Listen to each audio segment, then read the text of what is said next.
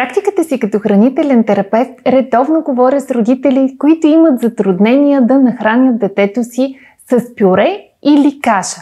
Това е така, защото или използват неправилна лъжица, или погрешна техника за предлагане на лъжицата.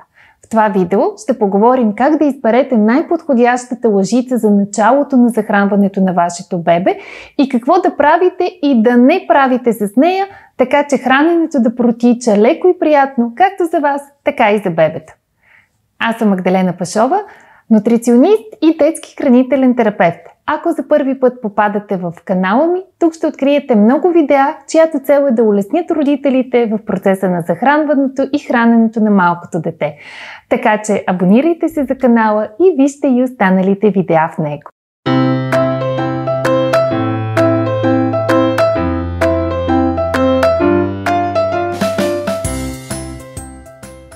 Говорейки за лъжиците, да започнем с най-важното. Как да изберем правилната лъжица?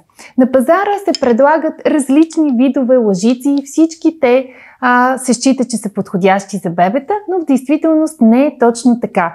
Много от лъжиците са с дълга дръжка и широка предна част, а устата на бебето на 5, 6 и дори 7 месеца е доста тясна и то се затруднява да приеме такава голяма лъжица. Затова, когато избирате лъжици, търсете такава с мъничка предна част, която лесно да влиза в устата на бебето, без да се налага то да отваря твърде широко уста. Добре е лъжицата да бъде от мек продукт, по възможност безопасен медицински силикон, така че ако бебето само вземе лъжицата и я постави в устата си, чешейки венци или упражнявайки се в самостоятелно хранене, да не нарани венците си, изобщо да има нещо меко и приятно, което да дъвче. Не на последно място, добре е да следите дръжката да бъде къса и по-дебела. Вариант, който ви показвам, лъжица на Easy Peasy, друг вариант е лъжица на Dodl, така че бебето удобно да хване с цяла ръчичка, използвайки така наречения палмарен захват, който бебетата на тази възраст умеят най-добре.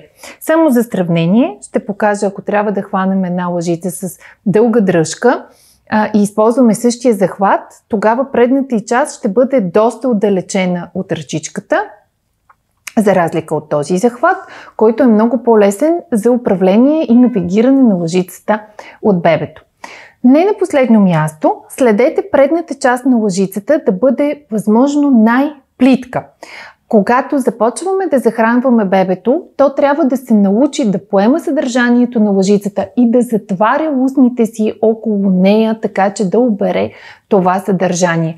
Колкото по-дълбока е лъжицата, толкова по-добро трябва да бъде затварянето и това е умение, което бебето все още не е усвоило, в резултат на което то се затруднява да обере съдържанието на лъжицата. А сега да поговорим за това какво да правите и да не правите, след като сте избрали подходяща лъжица. Правило номер 1 е подавайте лъжицата хоризонтално, седейки пред бебето. Това е много важно, защото когато храните бебето ви, то гледа към вас. Ако вие седнете отстрани на столчето за хранене и му подавате лъжицата така, бебето ще завърти главата си към вас и поемайки лъжицата, ще трябва да преглътне с обърната в страни глава. Опитайте вие да вземете чаша вода и да отпиете глътка, гледайки напред, а след това направете същото упражнение, като завъртите главата си вляво и дясно и отново опитате да отпиете и да преглътнете. Сами ще се уверите, че това е значително по-трудно и не само, че затруднява бебето, но и увеличава риска от задавяне.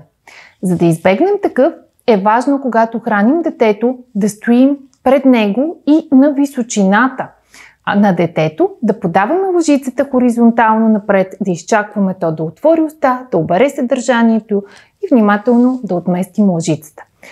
Друго, което да избягвате, е да стоите прави и да храните детето отгоре надолу, подавайки лъжицата по ъгъл, защото това го кара да вдигне нагоре глава, отново затруднява преглъщането и в този случай използвате горната му устна, за да обира съдържанието на лъжицата, вместо то да упражнява правилното умение за сключване на устни около лъжицата и обиране на нейното съдържание. Съвет номер 2. Казвайте им какво да правят.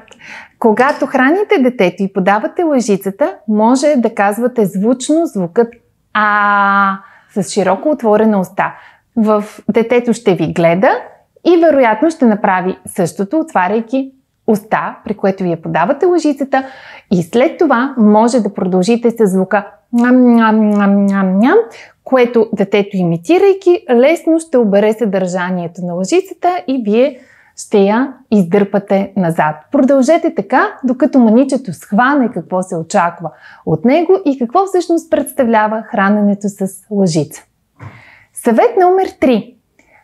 Не обирайте потеклото по брадичката пюре след всяка хапка с лъжицата. Съвсем нормално е в началото, докато детето се учи как да яде, част от подаденото пюре да потича по брадичката. Това, което често правят родителите, понякога напълно неосъзнато, е след всяка подадена в устата лъжица да оберат потеклото пюре от всякъде под брадичката, правейки няколко такива движения с лъжицата. Подобно движение може да бъде много разсейващо и дразнещо за бебето.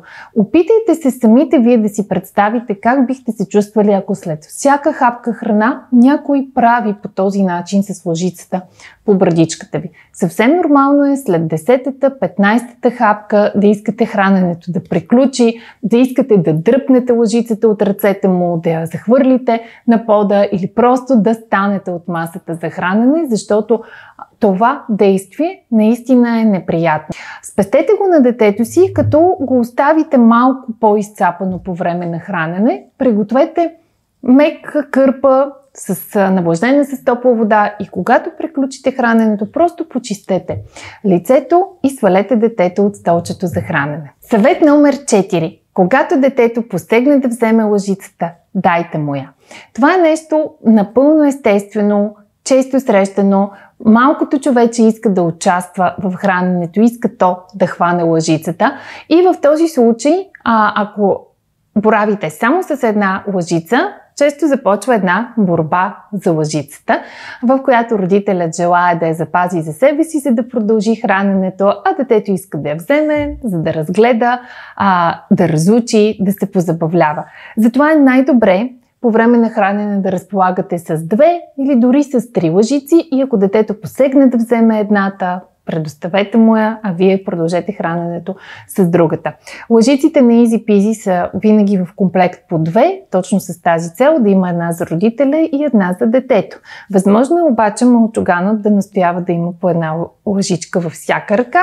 Това е напълно окей. Дайте му тази възможност и просто продължете храненето с трета лъжичка, но избегнете борбата за лъжицата, тъй като тя разстройва детето и освен това го лишава от възможността то само да се упражнява в бъркане, загребване и предвижване на лъжицата към устата, което е ценно умение и детето е нужно да го развие, за да започне в един момент да се храни самостоятелно. И последен съвет номер 5 следете детето какви сигнали ви дава и кога ви показва, че се е нахранило и е време храненето да приключи. Световната здравна организация от години алармира за нуждата от това да прилагаме така нареченият responsive feeding или с хранене, при което следим сигналите на бебето. Бебетата имат вроден авторегулатор на апетита и ни показват кога са гладни и кога сити. В момента, в който детето започне да бута лъжицата, да хвърля, да плюе, да върти глава в страни и да не желае да яде повече, е добре да прекратим храненето, уважавайки сигналите, които то ни дава.